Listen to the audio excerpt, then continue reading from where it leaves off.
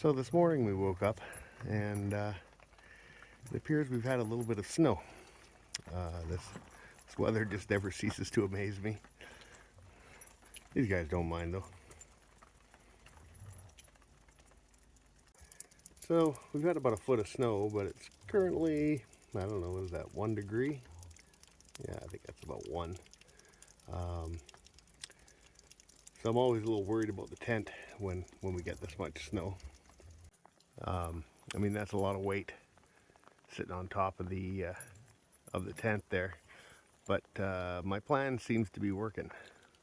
Because we didn't insulate the roof, the heat from the inside does a pretty good job of melting the snow off. And then I just come along and kind of shovel off what's left. So anyway, that seems to be working. So again, here's the top of the roof here. You can see that it's got some snow on it. I'm honestly not too worried about it at this point. You can see where it's starting to all melt away. But for reference, there's the roof of my trailer. So I mean, that would be a lot of weight. So yeah, I mean, the downsides of not having your roof insulated clearly have the upsides of not collapsing your tent. So yeah, I think it's going to work out okay. Man, that's a lot of snow. And this was a good design choice for the snow too. I mean, I got her up off the ground.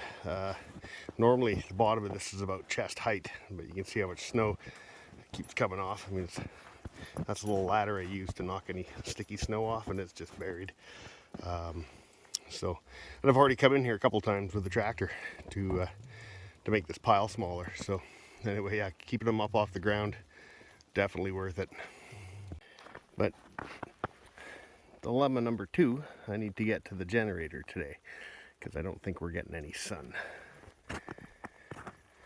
So I was shoveling my little path here when I realized that the propane tanks are in there somewhere, and it's so deep. I keep shoveling it down, but I mean, there's my poor generator. Keep it underneath there so it wouldn't get snowed on, but well, I'm going to get that out now. And here's my generator house. It's under that too, so I got to get to that.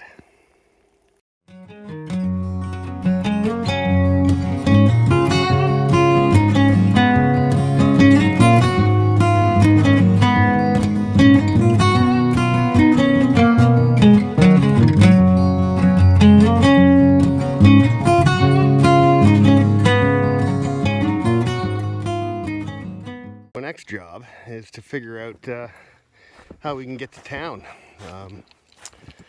So I got to get the tractor and the snowblower out. It's actually just pouring rain at the moment, which doesn't help. It turns my snowblower into a snow cone maker. It just blows slush, which is heavy and doesn't like to fly very far. So it really bogs the tractor down. So I think I'm going to wait a little bit. Maybe it'll get a little cooler and crispier, but we'll see what happens. So there you have it. If you're going to put up a wall tent in the winter, it's probably best not to insulate your roof. I know some of the wall tents, they have a pole structure holding them up, basically like a pipe with fancy ends, and they just all slide together. But of course, we have a wooden structure, but it's only 2x4s, and I think it's stronger than the pole structure. But the snow out here, especially when it's wet snow, can get super heavy. So I've seen some guys online with the pole structures where their tents have just collapsed. They just bend, and then once it starts to go, it's catastrophic. So yeah, so the best advice I can give you, I think, is to not insulate that, just leave that open. I mean, we've got R12 in the walls and R20 in the floor, and we just left the top open. It lets the light in, which is really nice, and it also gets rid of our snow for us. I do have to go along at the end and sort of scrape the sides off. It doesn't all come off completely, but it keeps the weight down, especially off the peak, tremendously. So anyway, there you go. Thanks for stopping by, guys, and continuing to follow us on our journey here. I appreciate it. Um, we'll see you guys next time. Bye bye.